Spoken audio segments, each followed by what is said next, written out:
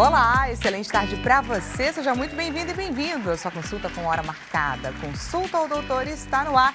E no país, gente, que ocupa aí quase o topo no ranking dos países que mais realizam cirurgias plásticas, o bate-papo hoje, no primeiro bloco, é sobre a blefaroplastia. Uma cirurgia extremamente simples que ajuda muitas pessoas a conquistarem de volta, a retomarem sua autoestima, porque é aquela reclamação de sempre, né, gente? A pálpebra que começa a cair, que interfere até na funcionalidade dos olhos. Essa é uma das cirurgias mais realizadas no mundo. Fica na frente, inclusive, da cirurgia de lipoaspiração, da cirurgia de mamas. Portanto, o nosso bate-papo vai estar importantíssimo. No segundo bloco, a gente fala sobre rinoplastia e otoplastia. Lembrou de alguém a quem essas nossas consultas são importantes e necessárias? Nós estamos em transmissão ao vivo, gente, pelo site www.hittv.com.br. É só compartilhar o nosso link de transmissão e você consegue também compartilhar através do nosso aplicativo. Aliás, eu te convido. Quer também ter a Hit TV na palma da sua mão? Perdeu um show da fé, um nosso programa, Vejam Só? Baixe este aplicativo de forma fácil, rápida e também gratuita. Não perca essa oportunidade. Por falar em oportunidade, participe da nossa consulta. Tenho certeza que você tem muitas dúvidas a respeito desse assunto, desse tema. E ao invés de você recorrer ao Dr. Google, consulte o Consulta ao Doutor. Encaminha pra gente a sua dúvida ou seu relato, DDD 11 3337 5886. Também te convido a participar através do nosso Instagram, @Consulta ao Doutor Hit TV. Por lá tem duas enquetes à sua espera. Como estaremos separados por blocos hoje, então, nosso bate-papo é um pouquinho mais rápido, um pouquinho mais objetivo. Não perca a oportunidade. Diretor João Capellini, excelente tarde para você. Coloca pra gente a nossa primeira enquete na tela. Então vamos lá, você considera fazer uma cirurgia nas pálpebras, a blefaroplastia, em qual situação? Quando a aparência começar a me incomodar, se ela afetar a minha autoestima de fato, quando interferir na minha visão ou apenas com recomendação médica. Clique na alternativa que mais te representa. Queremos saber aí o seu pensamento com relação a esse tema.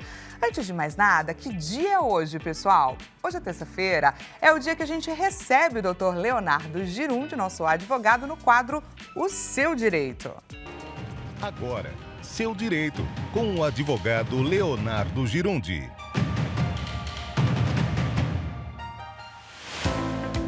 Doutor Leonardo Girundi, seja bem-vindo ao Consulta ao Doutor. Que alegria estar aqui mais uma terça-feira, começar a semana aqui com vocês, atendendo você que está aí do outro lado. Manda sua dúvida pra gente. E a gente aqui do outro lado aprendendo sobre os nossos direitos. Damos então a nossa primeira participação. Vamos lá.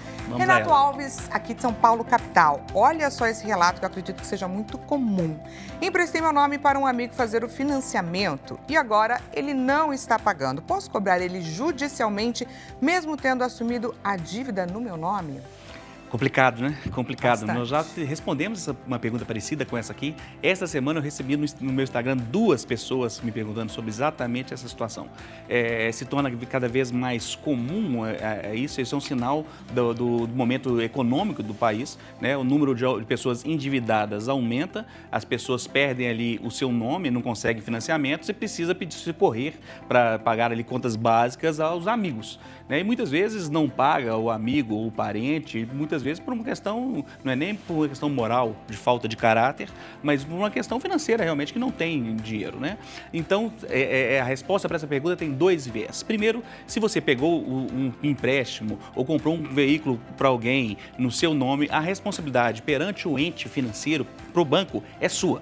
O terceiro não existe, o banco não vai cobrar do outro. Se você falar na televisão, no telefone, olha, a dívida não é minha, eu falei para outra pessoa pagar, não esquece, não tem nada disso. Então, quando você for assumir essa responsabilidade, saiba que quem tem que pagar, no final das contas, é você. Tá bom? Então, esse é o caminho. E segundo, que não existe essa possibilidade legalmente, né? No Brasil, a única pessoa que pode emprestar dinheiro a juros, por exemplo, ou buscando uma correção, é o próprio banco. Então, a pessoa não pode emprestar dinheiro a juros. Então, se você for optar para fazer uma situação dessa, que eu não recomendo, que não é ideal, que tenha pelo menos um documento ou uma mensagem que prove que esse dinheiro era para essa pessoa, para que você possa tentar buscar judicialmente essa essa segunda opção, que é cobrar daquele que é realmente o devedor, tá? Então, como que você faz isso? As mensagens, os áudios, os documentos, tudo que você tiver serve como prova e você pode ingressar judicialmente e buscar não somente a obrigação de pagar, mas também até um dano moral, porque a pessoa não cumpriu com aquilo que prometeu. Então, são duas situações. Perante a instituição, responsável é você e ela não tem nada a ver com o terceiro. Perante o terceiro, depende da sua prova. Se você tiver uma boa prova, é possível receber sim. E é uma situação extremamente delicada, porque interfere, inclusive, na amizade. A gente faz ali de bom grado, mas a gente também nunca sabe o nosso dia de amanhã, não é, doutor? Exatamente. Na Bíblia fala que, na realidade, você não deve emprestar nada para ninguém, que é melhor dar. Se você quer dar, dê o valor. É melhor do que emprestar. Exatamente. Vamos agora para a próxima participação da Cláudia Ribeiro, de Porto Velho, Rondônia.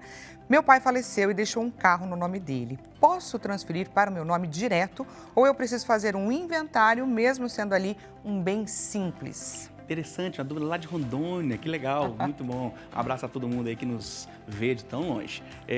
Pode sim, interessante a pergunta, porque todo mundo que falece abre ali o que nós chamamos de sucessão patrimonial, né? No momento do falecimento, abre a sucessão e você tem que fazer um inventário. O inventário, você pode, parece uma palavra, eu costumo brincar, Dani, que algumas coisas que a gente fala como se fosse lei ou palavra legal, na realidade é a palavra do português, né? Constituição. Constituição não é um termo de uma lei. Constituição é porque é a Constituição Federativa da República Brasileira. Então, significa que por causa dessa lei se constitui a nação. Sem essa lei não existe uma nação. Então, é de uma palavra. Inventário é a mesma coisa. O que é inventário? É fazer a listagem dos bens. Né? Listar ali, faz o inventário do que eu tenho na cozinha, faz o inventário do que eu tenho de creme de leite, de qualquer coisa. O inventário é uma listagem daquilo que você tem, tá? Então, todo mundo que falece, abre ali a sucessão, você deve fazer o inventário. Esse é o procedimento correto. Inclusive, mesmo que a pessoa seja idosa, ela é dona dos bens, pode vender, pode doar, pode fazer o que quiser com os bens enquanto está viva, desde que esteja bem de saúde mental. Então, muitas vezes é comum os filhos quererem resolver, falar, meu filho falou que eu não posso vender. Pode, tá? Depois do falecimento, os bens passam a ser inventariados e transmitidos ali a cota parte a cada um dos herdeiros. É assim que funciona. Em caso específico de valores pequenos, nós temos aquilo que nós chamamos de alvará. Você pode ingressar judicialmente, para a pessoa deixou ali R$2.000 na conta, R$3.000 na conta. Mas o procedimento inventário todo é complexo, né? Então você pode fazer ali o que nós chamamos de alvará. É a mesma coisa com o carro. Então você pode ingressar judicialmente pedindo um alvará para a venda daquele veículo e você conseguirá autorização judicial para vender. E existe agora, é recentíssimo, isso é de 2024 ou 2025, uma resolução do CNJ permitindo fazer essa transferência diretamente através do cartório.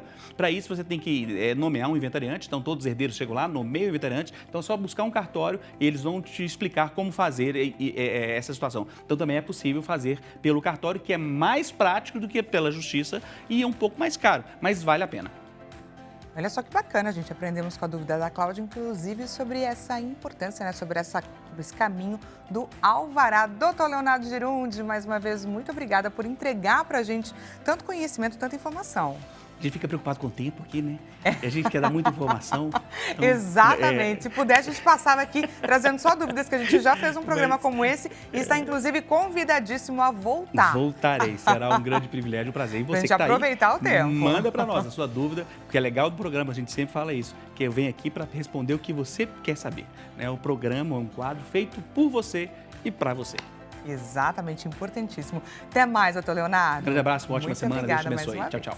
Até mais, até semana que vem. E agora, pessoal, vamos iniciar então o nosso bate-papo para a gente aprender um pouco mais sobre o que é a blefaroplastia, a quem ela é indicada, quais são os grandes desafios pré e pós-operatórios. Deixa eu te apresentar quem é a nossa participante de hoje na tela. Estou aqui com a Lara Elanderi, oftalmologista especialista em cirurgia plástica ocular. Atua na área há mais de 10 anos, com foco em segurança, naturalidade e acompanhamento próximo do paciente. Escolheu essa área por unir a precisão cirúrgica, a possibilidade de transformar a autoestima por meio do olhar. Entre os desafios da especialidade, destaca a banalização de procedimentos na região dos olhos e a importância de priorizar segurança e orientação adequada. Segurança e orientação adequada é para isso que nós estamos aqui hoje, não é, Lara? Seja muito bem-vinda ao Consulta Doutor. Obrigada, Dani. Muito obrigada por me receber. Exatamente. O olho, ele tem uma função, ele é extremamente importante. E a pálpebra, ela tem uma função de proteger o nosso olho. Então, quando a gente fala em blefaroplastia, que é a cirurgia plástica das pálpebras, ela é uma cirurgia que deve ser feita com todo cuidado para a gente proteger, em primeiro lugar, a nossa saúde ocular. Exatamente. Esse é um órgão extremamente importante. Sem ele, a gente praticamente, né, não vive. A gente depende dele para tudo aquilo que a gente faz. Quando eu comecei a introdução desse programa, né, eu trouxe o dado de que a blefaroplastia é hoje, no mundo inteiro, a cirurgia, o procedimento cirúrgico mais realizado, né? Estamos na frente da lipoaspiração e também da cirurgia de mamas. Por que isso, doutora? Realmente, teve um grande crescimento da blefaroplastia. Eu vejo isso como vários fatores, tá? Primeiro porque a pálpebra é onde a gente mostra muito cedo os sinais do envelhecimento. Ela é muito fina, né? Exato, é a pele mais fina que a gente tem. E por ser a pele mais fina que a gente tem, muito exposta ao sol, então uma dica que eu sempre dou para todos os meus pacientes é, inclusive, usar o protetor solar na região das pálpebras, tanto na pálpebra superior como na pálpebra inferior. Eu vejo que tem muitos pacientes que não usam. Então, ela mostra muito cedo os sinais do fotoenvelhecimento, mostra muito cedo. Então, tem essa primeira questão do envelhecimento. Segundo, que eu vejo muitos pacientes que eles querem iniciar os tratamentos, seja estéticos ou tratamentos de autocuidado, querem fazer uma cirurgia e a blefaroplastia, por ser uma cirurgia segura, uma cirurgia com uma recuperação pós-operatória rápida. Então, muitos pacientes acabam optando por ser a primeira cirurgia que eles querem fazer. Algo que incomoda, mas não precisa de uma recuperação tão demorada. Então, eu vejo que esses dois pontos são fatores decisivos para uma alta crescente da blefaroplastia. E também pacientes jovens que costumam procurar também a blefaroplastia por mostrar um incômodo, seja na pálpebra superior, né, pacientes que não conseguem passar maquiagem, já querem melhorar o aspecto do olhar, então a blefaroplastia acaba se tornando uma cirurgia com grande crescimento. E ela pode ser feita tanto na pálpebra superior quanto na pálpebra inferior. E agora eu quero entender por onde que caminha assim essa queixa do paciente. É o olhar de cansaço? Existem casos, por exemplo, onde o paciente, onde essa flacidez, né, da pálpebra superior Sim. é tão grande que interfere inclusive, né, na função do órgão que é a visão? Sim, sim. Tem muitas queixas, desde um olhar triste, porque é aquilo que vocês falaram agora há pouco, né? Que o olho é a janela da alma. A gente fala que a pálpebra é a moldura. Então, essa moldura, ela mostra muitas vezes um olhar triste, um olhar de cansado que a gente não está sentindo, na verdade. Não adianta a gente dormir uma noite inteira tranquilamente, então, que vai interferir. Exato. Então, sensação de peso, bolsas, né? Um inchaço dessas bolsas de gordura. Então, muitos pacientes vêm com essas queixas. A gente pode fazer tanto a pálpebra superior, a blefaroplastia superior, como a blefaroplastia inferior, como as duas associadas, e algumas vezes a gente até associa outros procedimentos junto com a blefaroplastia, tá? A gente tem umas imagens de antes e depois, Sim. que eu gostaria até de trazer aqui para quem está nos assistindo, para a nossa audiência, para entender quais são os efeitos, né? O que a blefaroplastia traz de fato de mudança para o nosso rosto. Então vamos conferir juntos na tela. Então a gente tem aí esse caso de antes e depois. Conta pra gente um pouquinho sobre essa paciente. Essa paciente, uma paciente muito querida, a gente fez a blefaroplastia em pálpebra superior, blefaroplastia em pálpebra inferior via transconjuntival por dentro do olho. A gente entra, remove as bolsinhas do olho e faz um pinte de pele. Né? Então, depois a gente realmente tirou um pouco de pele na pálpebra inferior. Eu fiz uma cantopexia nessa paciente, que ela tinha uma flacidez da pálpebra inferior. Então, a gente fixou o canto dessa pálpebra inferior e eu fiz uma elevação direta do supercílio, que a gente chama de cirurgia de Castanhares. Então, a gente elevou a cauda do supercílio, porque ela tinha uma queda de supercílio para fazer uma abertura desse olhar maior nessa E olha paciente. Que bacana, né? A gente consegue ver claramente, a gente tem a elevação desse olhar, então tirou bastante desse olhar de cansaço e inclusive essa bolsa, né, de gordura. O que leva à formação dessa bolsa, né? Esse é um destino comum para todos ou não necessariamente? Bom, essa bolsa, ela é de origem embriológica. Então, a gente até fala, hoje em dia eu pego muito paciente que usa medicamento para emagrecer e fala, eu perdi peso em todo lugar, só não perdi essa bolsa. porque essa bolsa você não perde, por ser de origem embriológica. Ela acontece por uma flacidez dos tecidos, principalmente, ela é uma bolsa orbitária que ela se prolapsa para fora. Tá. Então, os tecidos vão ficando mais flácidos pela idade, ou o paciente que coça muito o olho, então, dica, não coça o olho, porque essas bolsas podem se prolapsar. Só do coçar os olhos? Cronicamente coçar o olho, ou o lado que você Olha aí, dorme. Gente, já fica a dica para você. Não? O lado que dorme, vamos anotando tudo, porque aqui a gente foca também em prevenção. Exatamente. O lado que a gente dorme é o lado que a gente costuma ter mais caída e também, consequentemente, pode ter mais pele, mais bolsa de gordura. Tá.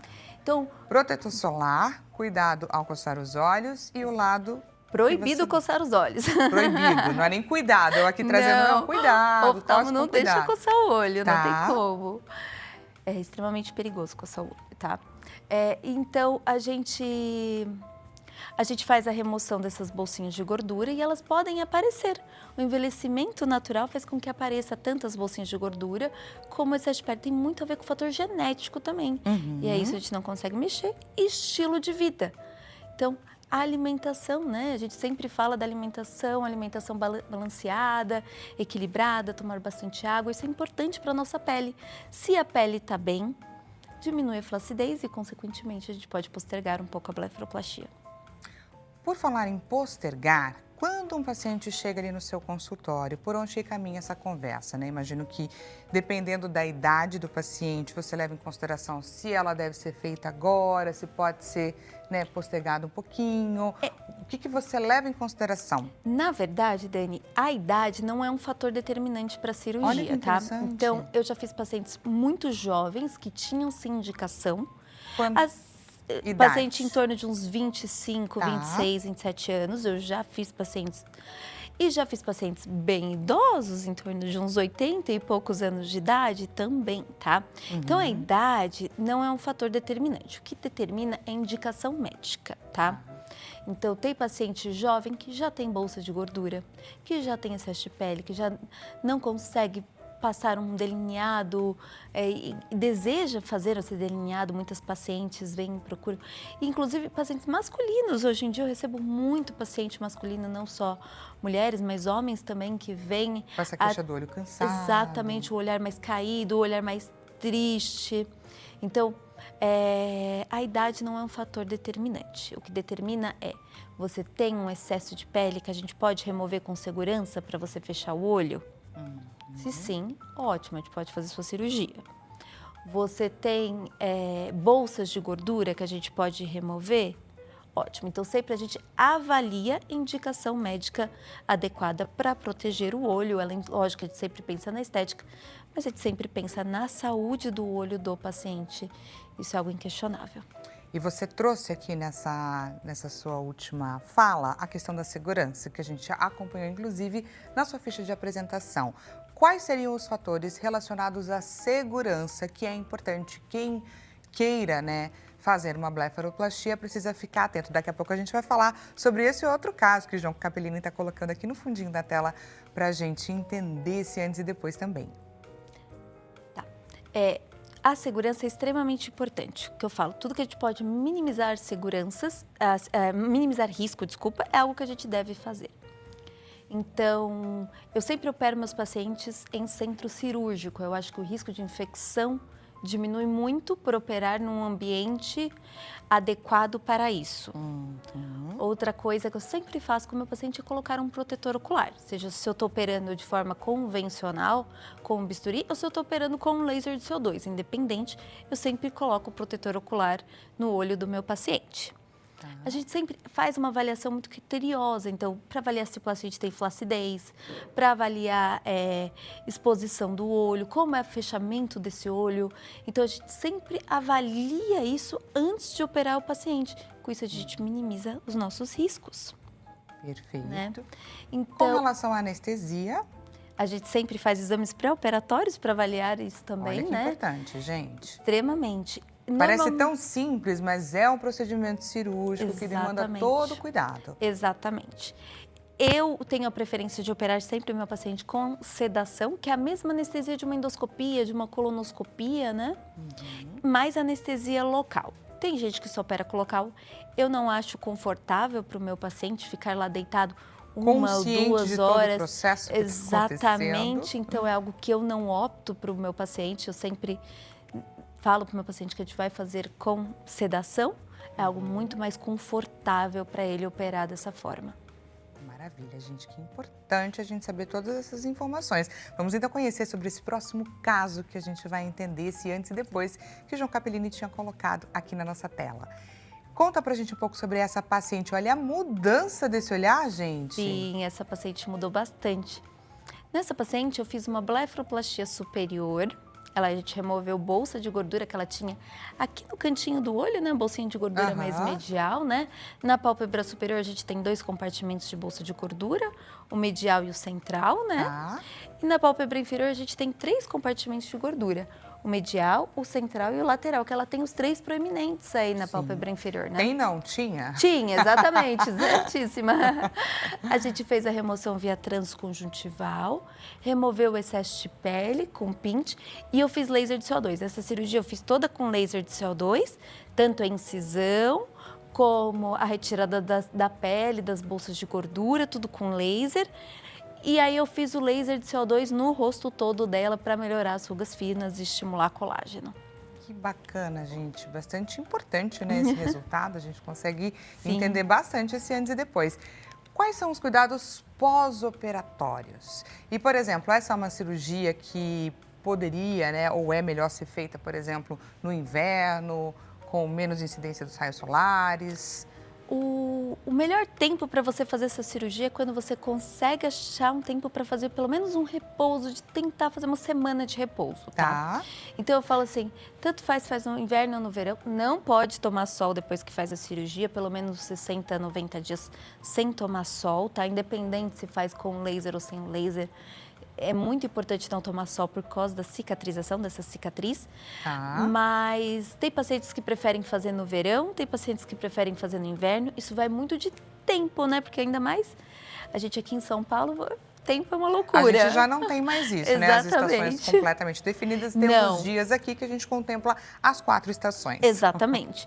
Então, tem paciente que acaba optando por fazer mais no frio, tem paciente que acaba optando por fazer mais no calor. De cuidados pós-operatórios, é importante fazer um repouso, tá? Esse repouso em torno de 1 semana, 10 dias, que é quando a gente vai tirar os pontos, tá? Os primeiros 4 dias fica mais roxo e mais inchado, tá? Pacientes que a gente faz com o uso do laser de CO2, eles têm um inchaço um pouco menor, menos chance de ter hematoma, tá? Pós-operatórios. Então, eles têm uma recuperação nesse início mais rápida, tá? E quais são as possíveis intercorrências que podem vir a acontecer, que é muito importante a gente saber para prevenir, para evitar? Tá. Não existe cirurgia sem risco. Exatamente. É algo assim que um fato, não existe, né? Os principais riscos dessa cirurgia, o inchaço e o hematoma, que na verdade vão acontecer, tá? É algo... Vocês vão ser gerenciados. Exatamente, é algo que a gente trata no pós-operatório. Os pontos tem que tomar muito cuidado com os pontos, principalmente para eles não estourarem. Cuidados com higiene, né? Local na região. Existe risco de complicações mais graves? Existe, são extremamente raras, mas eu sempre falo para o meu paciente, ainda mais agora que tem ChatGPT, Dr. Google, Dr. ChatGPT, e ele tá tudo lá, né? Exato. Então, tem risco da pálpebra ficar caída para fora, retrair? Tem risco da pálpebra virar para fora. Então, a gente protege essa pálpebra, né? A gente avalia se tem flacidez, a gente faz uma cantopexia para isso não acontecer. Tá? Aí a definição do risco interfere no método que você vai utilizar. Interfere. Exatamente, sim. Então, a cirurgia que eu programo, eu estou baseada no paciente que tem risco, vou programar uma cirurgia ou outra. E também os cuidados, tanto no pré-operatório como no pós-operatório, também tem relação com o risco, né? Então, é uma cirurgia que tem risco de cegueira? Sim, toda cirurgia no olho tem risco de cegueira. É extremamente raro, tá? Graças a Deus nunca tive nenhum caso, mas é algo que a gente precisa sempre estar atento, sempre se cuidar, né? E aí eu sou rigorosa no pós-operatório com o meu paciente. Eu pego o meu paciente na mão e falo, vamos lá juntos para não ter nada de risco, né? E Diminuir todo o risco. médico sabe exatamente quando o paciente está fazendo exatamente aquilo que foi orientado e quando, Sim. né, a orientação é negligenciada. Ah, sim. Alguém não pode fazer essa cirurgia de jeito nenhum por comorbidade, alguma outra questão? Olha, tem pacientes que têm mais risco em operar, né? Pacientes cardiopatas, né, que fazem uso de anticoagulantes, são pacientes que têm mais risco. Não quer dizer que não pode fazer a cirurgia. Isso é algo que a gente conversa, manda uma carta para o cardiologista e o cardiologista manda uma carta para a gente, tá? Tá. Então, o não poder é algo muito relativo, tá? Para a gente contraindicar, depende muito do estado clínico do paciente, tá? É óbvio, se o paciente acabou de ter um infarto há um mês atrás, eu não vou indicar a cirurgia agora, a gente vai esperar. Então, tudo tem o seu tempo adequado. Maravilha, gente, muito bacana, não é esse bate-papo? Vamos juntos conferir o resultado da nossa enquete. Passa muito rápido, não passa? Na tela. Então vamos lá, você considera fazer uma cirurgia nas pálpebras, essa blefaroplastia, em qual situação? Alternativa mais votada, quando a aparência começar a me incomodar. Na sequência, 25% se afetar a minha autoestima, 13% quando interferir na minha visão ou, por último, a alternativa menos votada, apenas com recomendação médica. Gostaria de te agradecer. Obrigada. Muito obrigada por esse bate-papo. Vou pedir, é claro, para a doutora comentar o resultado dessa nossa enquete, mas antes eu aproveito para deixar os contatos. Se você quiser conhecer um pouquinho mais do trabalho dela, ficou alguma dúvida que você não tirou aí com a gente, não perca a oportunidade de doutora Lara Elanderi, oftalmologista especialista em cirurgia plástica ocular. Deixe à sua disposição o WhatsApp DDD 11 929 42 2000, super fácil. O Instagram, doutora Lara Elanderi, está à sua disposição. Vamos lá, doutora. Muito traz pra obrigada. gente comentário e as suas considerações Obrigada. finais. Eu só vou corrigir o WhatsApp que saiu errado. Por favor. Tá? Então é 11 91 942 2000, tá? Mas é o que eu vejo realmente nos meus atendimentos do dia a dia. A grande maioria dos pacientes que vem é porque não está se sentindo bem, seja autoestima, a aparência está incomodando. E é isso que eu falo para o meu paciente. Quando está te incomodando, é o melhor momento para fazer. É aquilo que te incomoda que vai melhorar você, a sua autoestima, que vai te elevar, né?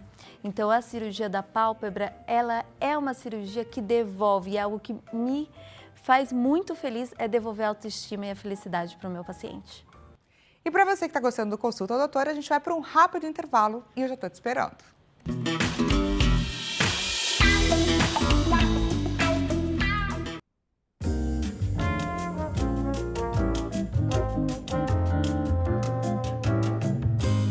Seja bem-vinda e bem-vindo mais uma vez. Consulta ao Doutor está de volta. Caso você tenha acabado de chegar no país, gente, que está ali entre os grandes países que realizam o maior número de procedimentos estéticos, né, de cirurgias plásticas, nós abrimos hoje um debate importantíssimo. No primeiro bloco falamos sobre blefaroplastia e agora a gente vai entender um pouco mais sobre otoplastia, lobuloplastia, olha que nomes difíceis, mas são procedimentos super simples e necessários, e também a rinoplastia. Lembrou de alguém a quem essa nossa consulta é importante e necessária? Nós estamos em transmissão ao vivo, gente, tanto pelo site quanto pelo nosso aplicativo. Site HitPlay, site hittv.com.br e o aplicativo HitPlay. Você consegue compartilhar o nosso link de transmissão, porque eu sempre falo aqui, gente, informação boa é sim informação compartilhada. Queremos chegar, então, com a nossa informação de qualidade, é claro, para quem precisa. Gostaria de te convidar, é claro, para você participar dessa consulta. Traz para a gente a sua dúvida, o seu relato. Já pensou em fazer aí uma otoplastia? Quer saber um pouco mais sobre esse procedimento? Encaminha para a gente. DDD 11 3337 5886. Te convido também a participar através do nosso Instagram, @consultaodoutorhittv. Encaminha para a gente a sua mensagem por lá também. Antes de mais nada, deixa eu te convidar para você participar da nossa enquete. Está à sua disposição. Temos ali 2 blocos, então agora eu peço que você participe da segunda enquete que está lá nos nossos stories à sua espera. Diretor, Coloca pra gente, por favor, a nossa segunda enquete na tela. Vamos lá, qual tópico você considera determinante para escolher por um procedimento como esse? Como escolher um bom profissional? Como avaliar se esse profissional tem ou não capacidade de te atender naquilo que você precisa? Se é seguro, se não é? Situação emocional como contraindicação. Muito importante a gente entender sobre a nossa situação e quando que ela vira uma contraindicação de um procedimento como esse. Riscos e limites dos procedimentos ou expectativa versus o resultado real. Clica lá na alternativa que a gente vai aprender, receber orientações precisas sobre a alternativa mais votada. Deixa eu te apresentar quem já está aqui nos nossos estúdios mais uma vez para compartilhar com a gente todo o seu conhecimento na tela. Olha só, Maria Paula Tanaka, cirurgia plástica. Com 32 anos de atuação, escolheu a profissão pela capacidade de transformar e melhorar vidas, mesmo em situações complexas. Com a experiência, desenvolveu um diferencial importante, o discernimento para indicar, mas também para contraindicar procedimentos quando necessário. Um dos desafios da área hoje é lidar com expectativas irreais, influenciadas pelas mídias sociais. Um tema seríssimo, não é, doutora? Seja muito bem-vinda. Obrigada, é um prazer, é um privilégio estar aqui com vocês. A gente que agradece. Olha só, gente, ela trouxe um monte aqui de materiais, né, para mostrar pra gente como, né, quais são as maiores queixas, enfim. Vamos começar falando então sobre a otoplastia. Que cirurgia é essa? Eu li a respeito, gente, é uma das cirurgias, uma das grandes responsáveis por colocar adolescentes, né, pessoas cada vez mais jovens dentro de um centro cirúrgico, né? Então conta pra gente, que cirurgia é essa? A cirurgia de otoplastia, basicamente, ela trabalha com as deformidades da orelha, do pavilhão auricular, na verdade. Então, é comum até em criança. Então, quando a gente fala de fazer uma cirurgia de otoplastia para a correção de uma deformidade, a mais comum é as orelhas de abano, né? A Então, criança sofre muito bullying na escola, então é uma indicação não só por um problema estético, mas é um problema também psicológico. Exato. A criança que sofre muito impactos bullying, emocionais. então ela está bem indicada. A partir de que idade? Em média, 6 anos, a orelha já está com 80%, 90% do seu desenvolvimento de tamanho e de forma. Então, a partir dessa faixa etária, é possível e deve ser realizado, obviamente, com um profissional qualificado, em ambiente cirúrgico, com toda a segurança de avaliação pré-operatória, cuidado pós-operatório, informar muito bem para a criança, para os responsáveis que vão ajudar a cuidar no pós-operatório. E é importante que você escute a criança, porque, sinceramente, se a criança ela não tem essa queixa, para ela não é um problema ter a orelha um pouco mais abanada, um pouco mais aberta, eu, sinceramente, não aconselho fazer a cirurgia. Olha que interessante, que importante essa honestidade, inclusive, da doutora, né? Porque muitas vezes a queixa vem dos pais.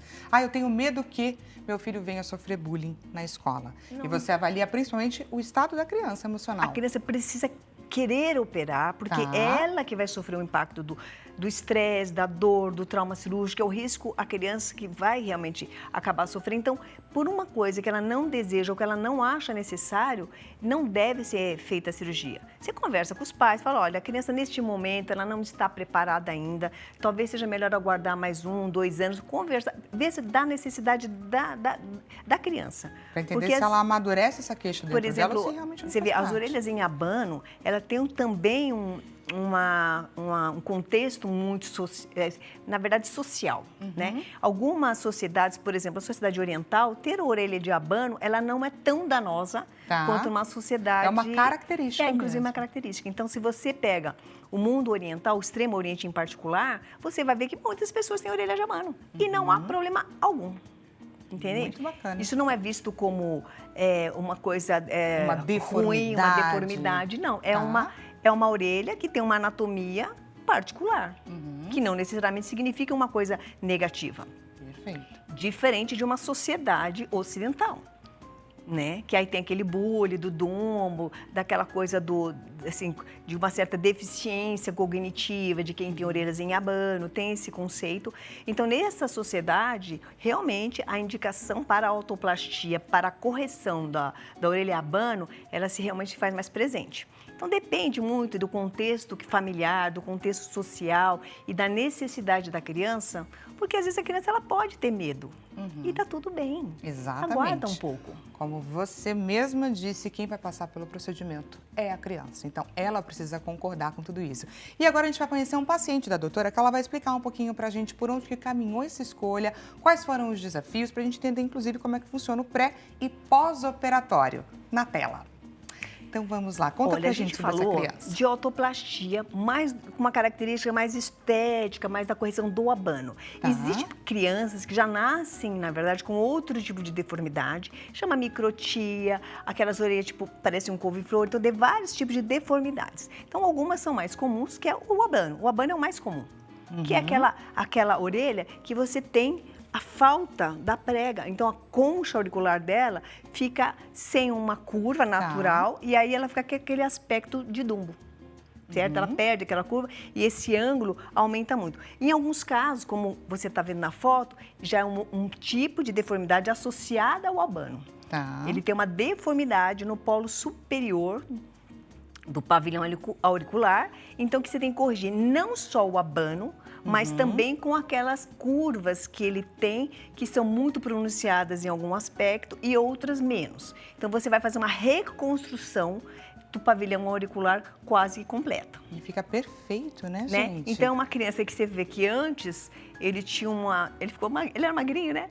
E assim, de 6 meses, ele ficou todo, assim, pouco tempo, eu acho que ele ficou tão feliz com a cirurgia, que ele acho que sofria muito bullying, e ele ficou até gordinho. Porque assim, até se isola, né? Perde esses momentos. E assim, a gente notou uma diferença muito grande, né? Então, ele, realmente, essa criança, não tinha só alteração do abano. Ele tinha uma deformidade do polo superior e que realmente, quando você corrige, para a criança é uma coisa assim do outro mundo. Então, ele se sente muito melhor, ele se sente muito mais bem aceito, né? Então, é importante que, nesse caso, não é só uma indicação é um nascer de novo, estética, né? Você tem uma indicação reparadora. Então, muitas pessoas acham, cirurgia estética é só para você, cirurgia plástica é só estética, só tá vendo a forma, e não necessariamente, porque no caso dessa criança, por exemplo, você vê que ele tem um ganho de saúde mental, além do aspecto, obviamente, estético da orelha. Maravilhoso. Então, isso é interessante nesse caso, né? E o que a gente leva em consideração nesse pré-operatório e também no pós, né? Você estava falando sobre os exames, que são os mesmos de qualquer pessoa que venha a participar, né, de uma cirurgia que adentra um centro cirúrgico. Quais são os desafios? Então, o que acontece? Sempre, otoplastia, seja no adulto, seja na criança, no idoso, não importa. Toda cirurgia é necessária uma avaliação pré-operatória, uma consulta muito clara. Por quê? Nenhuma cirurgia é sem risco. Então, você tem que dizer para o paciente, existe risco, envolve tanto sistêmico, né, são os casos graves de embolia, de trombose, arritmia, infarto, várias coisas que podem, inclusive, culminar em óbito. Obviamente, isso são situações raríssimas, certo? Agora, em relação ao que ela vai ganhar com a cirurgia, em termos de forma, de cicatriz, qual é o ganho, qual é a limitação, porque não adianta você ter uma orelha X e querer a orelha do seu amigo, que é Y, o formato é diferente, a cor é diferente, a cicatrização é diferente, porque, graças a Deus, existe uma coisa chamada individualidade, então nenhum ser vivo é igual ao outro. Então, você respeitando a individualidade, você consegue dar melhora daquilo que ele se queixa, principalmente no caso das orelhas, e você vai ter a melhora de acordo com o caso dele. Então, quando você pega um paciente que ele olha na internet, olha um amigo ou coisa similar, e ele traz isso para você, tem que avaliar se a expectativa que ele está te mostrando em relação àquela imagem, se está se não está conflitando com o que de fato você está examinando. Então, você pode ter um caso de a pessoa ela mostrar uma orelha completamente diferente. Que você nunca vai conseguir chegar. Você chegar não vai chegar a esse resultado. resultado nunca. Isso vale para tudo, na verdade, não só para a orelha, mas para tudo. E eu acho que na rinoplastia, por exemplo, é um outro caso onde isso se torna ainda mais decisório, né? Porque eu imagino que muitas pessoas chegam ali, já que eu vou fazer, de repente, para uma reparação, né, para melhorar alguma funcionalidade, vou aproveitar para reabilitar aqui um pouquinho, para afinar um pouquinho, e aí entra essa questão da expectativa e realidade. Em relação, se você comparar orelha com o nariz realmente ele tem uma expectativa muito alta. Tá. O nariz, como todas as áreas, mas o nariz em particular, ele é o centro da face, ele chama muito a atenção, ele traz uma modificação muito importante. Então, o cirurgião tem que alertar a pessoa que está fazendo a consulta que o nariz dela tem umas características que são próprias dele. É raça, é idade, é o formato, é a textura da pele, se teve algum procedimento anterior ou não teve, né? Então, a espessura da pele está muito relacionada com a definição, principalmente da ponta nasal.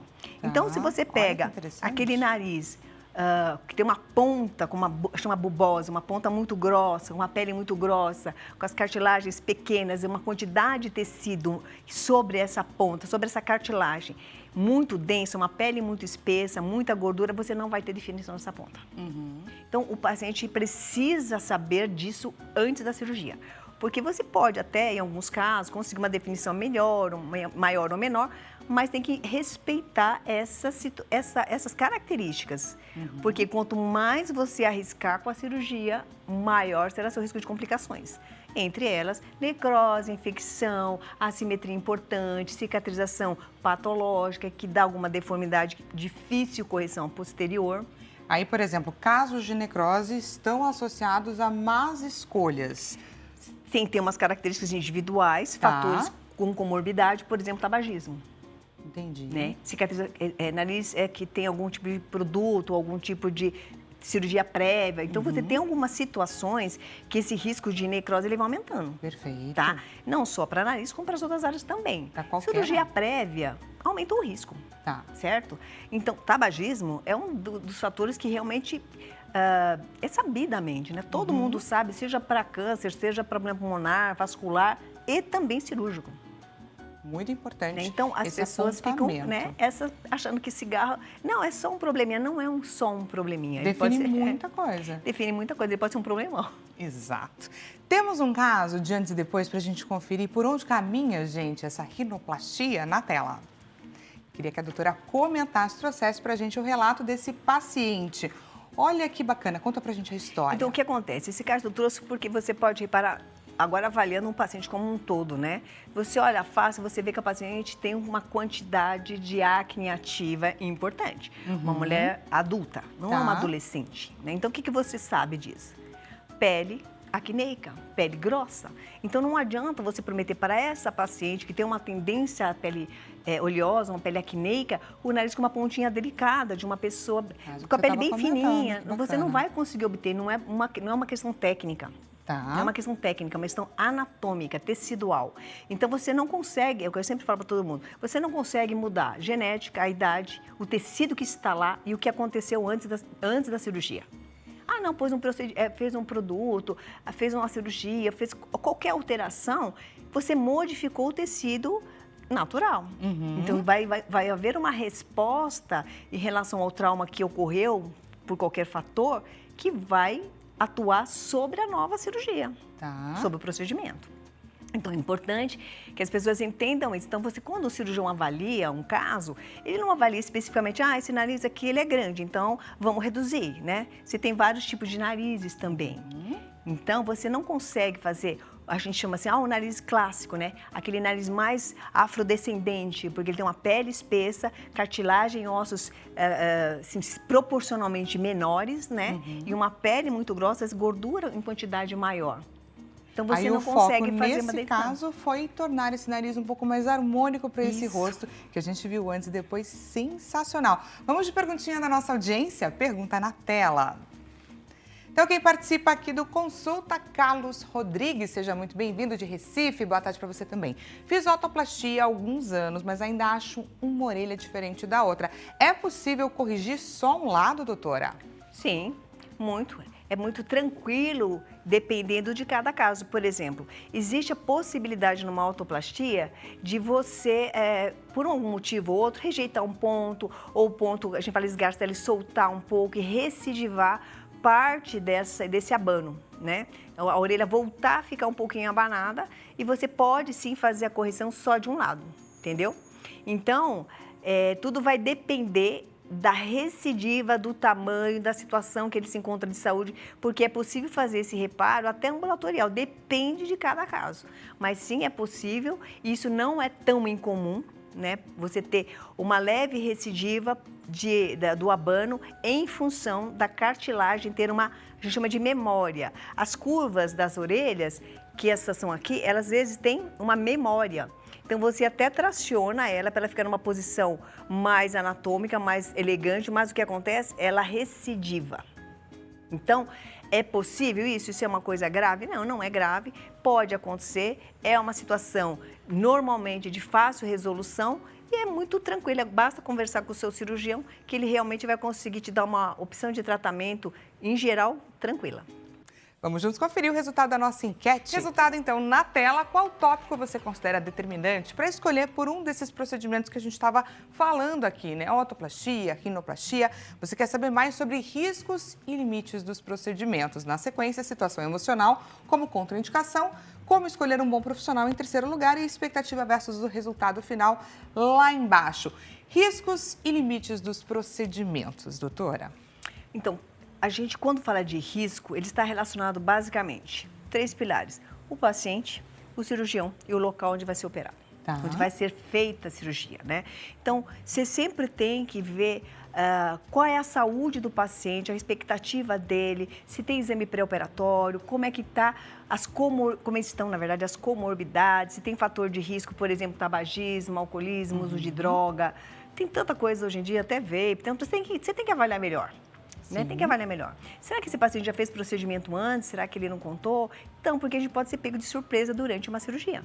Então, essa avaliação é essencial, que a gente chama pré-operatória. Aí vem junto os exames e tal. Outra coisa, você tem que saber escolher o seu cirurgião. Tá? Isso é muito importante. Seu cirurgião é importante, porque você está entregando nas mãos desse profissional, ele tem que ter uma qualificação. Então, é importante que eu sugiro para todas as pessoas que vão procurar um cirurgião, entre no Conselho Federal de Medicina, no Conselho Regional de Medicina do seu estado e você coloca o nome do seu cirurgião, verifique se a especialidade dele está registrada. Né? Pode qualquer médico fazer qualquer cirurgia? Em geral, pode, assim, mas tecnicamente a gente não aconselha, porque a gente sempre tem o fator especialidade, que você tem um treinamento específico para aquela área. Né? Quanto mais o profissional estiver mais qualificado na especialidade que você procura, seu risco diminui. Isso é estatístico, né? Tá? E a outra coisa é o local onde você vai realizar o seu procedimento. Você tem que procurar se esse hospital, essa clínica, ela realmente tem as características para a sua cirurgia. Cirurgias, em geral, precisam ser em ambiente hospitalar, que tem que ter recurso, que tem que ter UTI, que tem que ter pelo menos uma retaguarda de banco de sangue, de laboratório. Né? Então, você precisa se resguardar sobre isso, verificar se o seu cirurgião ele está preocupado também com isso ou se é só você, né? Então, é importante você conversar, saber exatamente qual é o local, a especialidade do seu cirurgião, quem já operou, você conhece alguém, não conhece. É sempre interessante você conversar com alguém que já operou. Exatamente. Óbvio, puxar a ficha, né? Puxa a ficha, tirar né? todas as dúvidas. Doutora, gostaria de te agradecer demais. Quanta coisa que a gente aprendeu e essas dicas finais foram sensacionais, não é? Quer conhecer um pouco mais, gente, sobre o trabalho da doutora Maria Paula Tanaka, cirurgia plástica? Ela deixa à sua disposição o Instagram, doutora Maria Paula Tanaka. Excelente restinho de tarde para você. Muito obrigada pela companhia. Até amanhã na nossa próxima consulta. Doutora, muito obrigada. Obrigada.